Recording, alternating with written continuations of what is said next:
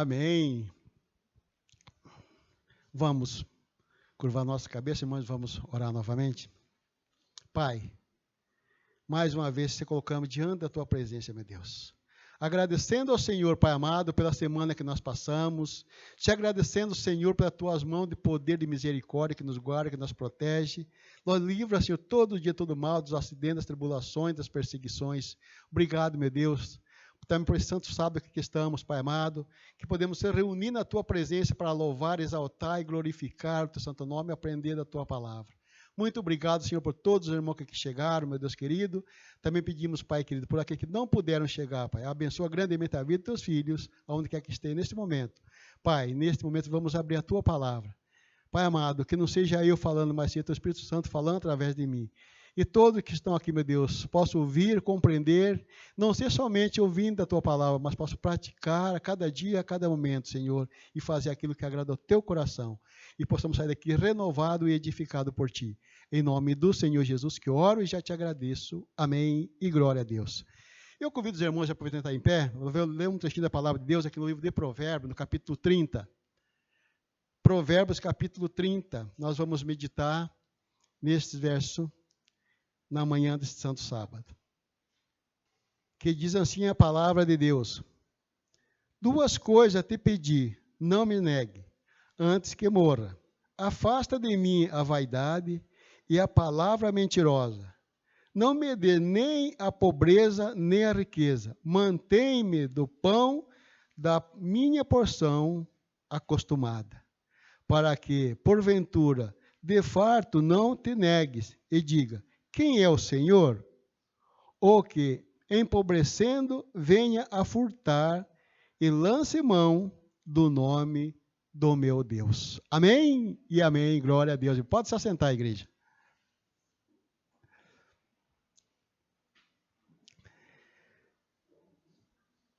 Irmãos, nós vemos na palavra de Deus que aqui o sábio te pede para Deus duas coisas, né? Nem a pobreza e nem a riqueza. Nós sabemos que ter em excesso ou falta de dinheiro, ele é um perigo. Porque quando nós temos excesso de dinheiro, geralmente nós depositamos a nossa confiança nesse valor.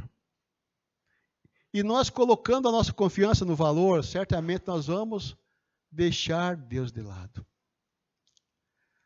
Mas ser demasiadamente pobre, também diz a palavra de Deus aqui, que ele pode ser um risco para a nossa saúde física e para a nossa saúde espiritual. Porque na saúde, nós vemos que a falta de dinheiro, ela pode nos trazer falta de alimento, ela pode nos trazer falta de um medicamento, ela pode nos trazer falta até mesmo de umas vestes, de um calçado. E isso causa, um problema na saúde. Não há um desempenho, um desenvolvimento na saúde da família. Isso também causa um problema na vida espiritual. Por que causa um problema na vida espiritual? Porque nós passamos a questionar a Deus. Por que eu passo por isso? Por que eu estou sofrendo, Senhor? Qual é o meu erro? No que eu fui falho para que eu possa passar por esse momento difícil, por essa dificuldade na minha vida? Mas, irmãos, por outro lado, a riqueza, ela não nos dá a nossa salvação. A riqueza não traz a nós a nossa salvação. Esse bem que tanto nós buscamos, a riqueza, ou seja, o muito dinheiro, ela não traz a nossa salvação. E o próprio Senhor Jesus, ele nos assinalou isso. Ele mesmo nos mostrou isso. Dizendo que os que confiam na riqueza têm dificuldade de entrar no reino de Deus. Eu gostaria que os irmãos abrissem comigo na passagem muito conhecida aqui, em Mateus 19, a passagem do jovem rico. O Senhor Jesus, ele nos assinalou nesta passagem aqui, mostrando para nós a dificuldade que tem aqueles que têm muito dinheiro ou possuem muito valor. Mateus 19, a partir do verso 16.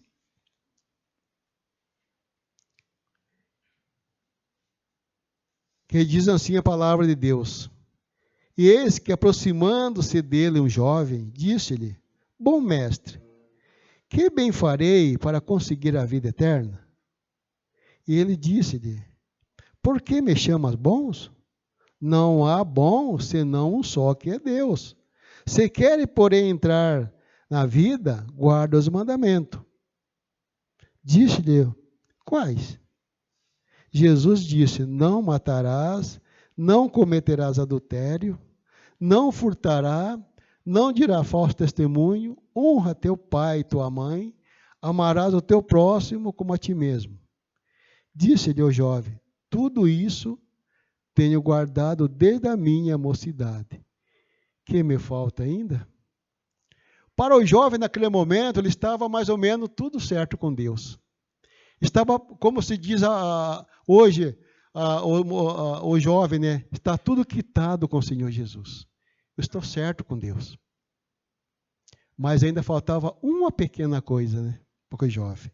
E aqui, continuando na palavra de Deus, ele diz assim: Disse-lhe Jesus: Se queres ser perfeito, vai vende tudo o que tem, dá aos pobres, e terás um tesouro no céu. Vem e segue-me.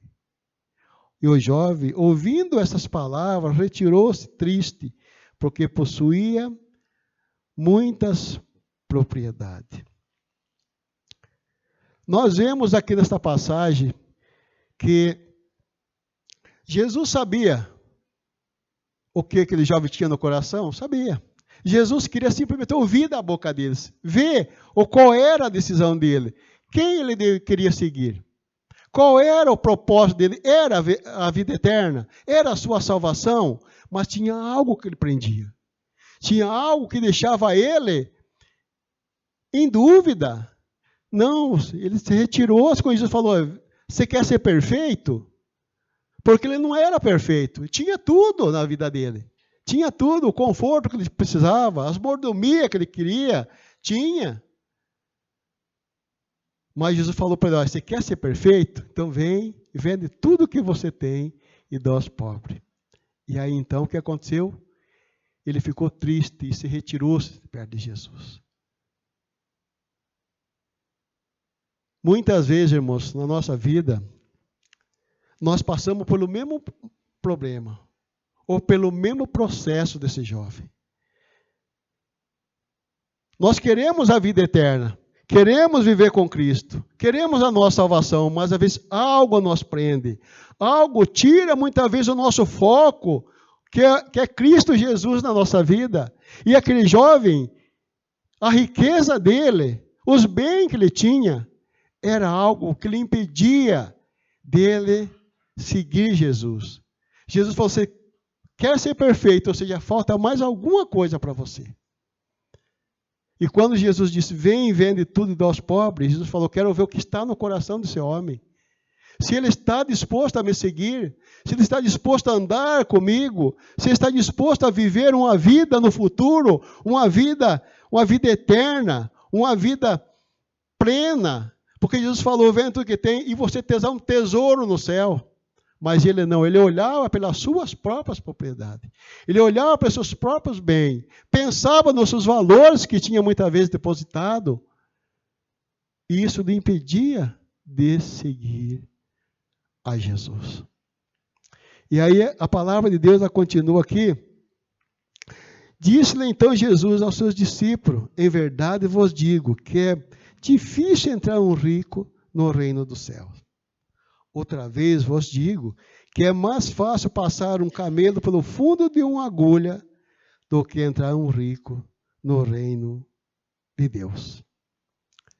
E aqui, nessa palavra do Senhor Jesus, ele também causou uma dúvida nos discípulos.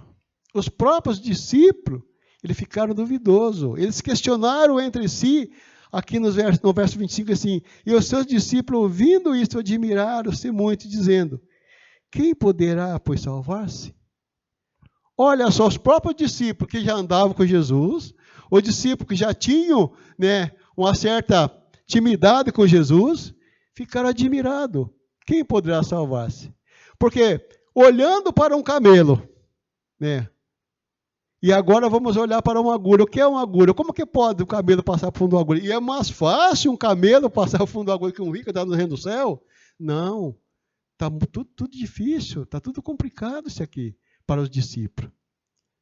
Jesus está dizendo, irmão, que é necessário que precisamos nós se desprender dos bens que nós temos para poder entrar no reino do céu. E aqui o Senhor Jesus nos mostra lá em Filipenses, se o irmão quiser abrir comigo, Filipenses capítulo 2. Nós vamos ler aqui. Filipenses capítulo 2. Nós vamos ler aqui o verso 6 e o verso 7.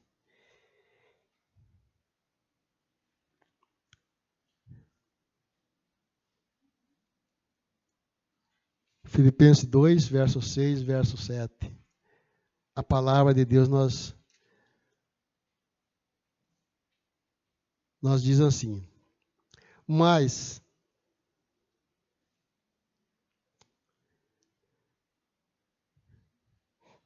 6, 7 aqui assim, que sendo em forma de Deus, não teve por usurpação a ser igual a Deus, mas aniquilou-se a si mesmo, tomando forma de servo, fazendo semelhante aos homens. Achado na forma de homem, humilhou-se a si mesmo, sendo obediente até a morte e a morte de cruz. Ou seja, aniquilou-se a si mesmo. Jesus saiu da sua glória. Jesus esvaziou-se de si mesmo para nós vir ao mundo e nós dar vida e vida abundante. Então, houve essa dúvida nos discípulos. Os discípulos, eles ficaram duvidosos do que Jesus poderia fazer, do que Jesus fazia a ele. Mas Jesus disse assim, olha, para o homem isso é impossível, mas para Deus tudo é possível. Ou seja, aquilo, irmão, que nós podemos fazer, Deus não faz por nós. Se nós queremos a nossa salvação, nós precisamos ser humildes, se humilhar na presença de Deus. Não colocar os bens materiais em primeiro lugar. Em primeiro lugar, nós temos que ter Deus. Ele é o Senhor da nossa vida. Ele é o Senhor da sua vida. Quando você entrega a sua vida a Deus. Quando você deixa Senhor, seja o Senhor da minha vida. A nossa prioridade, meus queridos irmãos, é Deus na nossa vida.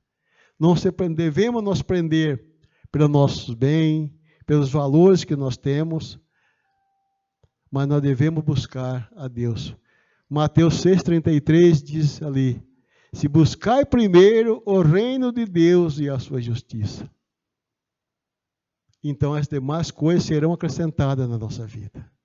Não priorizar os bens materiais, que os bens materiais, eles vão ficar aqui. Por mais que sejamos bem-sucedidos, que não é errado ser bem-sucedido, ter dinheiro bastante, amém, porque tem, né?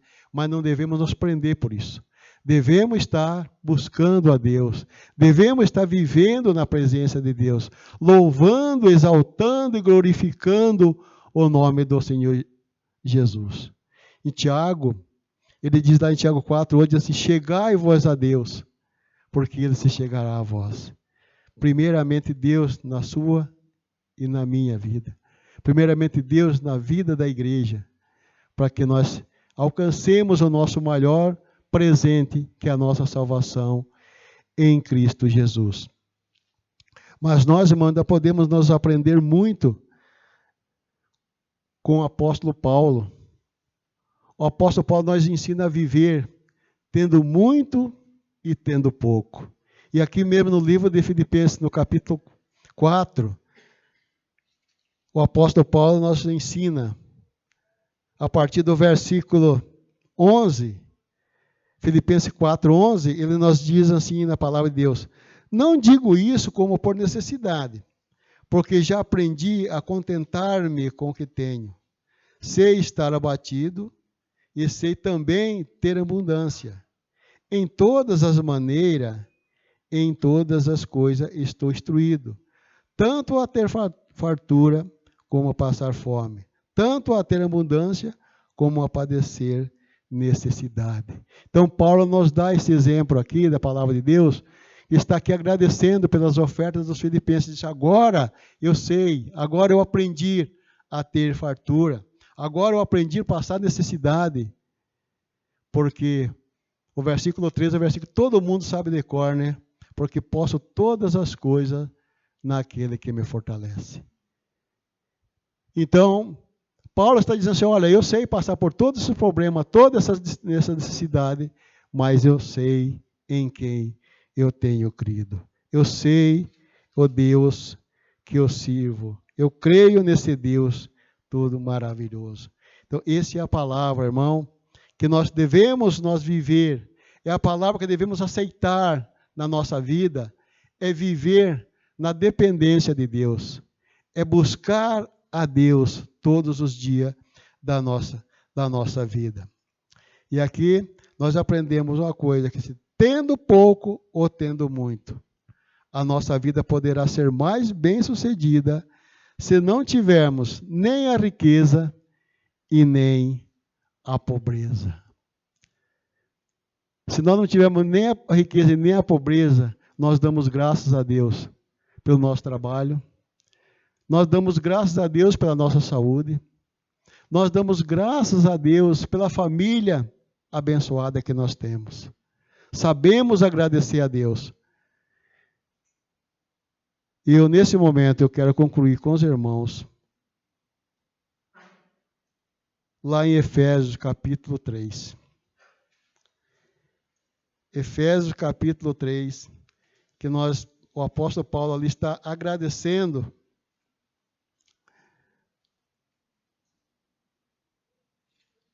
a Deus. Ele diz aqui em Efésios capítulo 3, no versículo 21, que diz assim: olha, a esse glória na igreja por Jesus Cristo, em todas as gerações e para todos sempre. Amém. Ou seja, irmão, dê graças a Deus por aquilo que você tem. Não queira buscar algo que vai fazer com que você se prenda por Ele, com que você coloque a sua fé nele, coloque a sua confiança nele. Mas deixe Deus ser o Senhor da sua vida. Se esvazie dos seus bens, daquilo que você pensa, daquilo que você quer, mas não, deixe Deus, porque é Deus que é o Senhor da nossa vida. Ele se esvaziou-se da sua glória, ele veio ao mundo, ele foi morto ali na cruz para nos dar o direito da nossa salvação. Hoje, quando nós buscamos a Deus e deixamos Deus ser o Senhor da nossa vida, certamente nós estamos cumprindo a palavra de Deus, estamos caminhando na luz da palavra do Senhor Jesus e nós temos a nossa salvação em Cristo Jesus. Estamos felizes e bem-aventurados na presença do nosso Pai Celestial. Amém, irmãos? Amém? Essa, irmão, é a palavra que Deus deu para me compartilhar com a igreja na manhã deste santo sábado. Que Deus abençoe a todos, amados, queridos irmãos.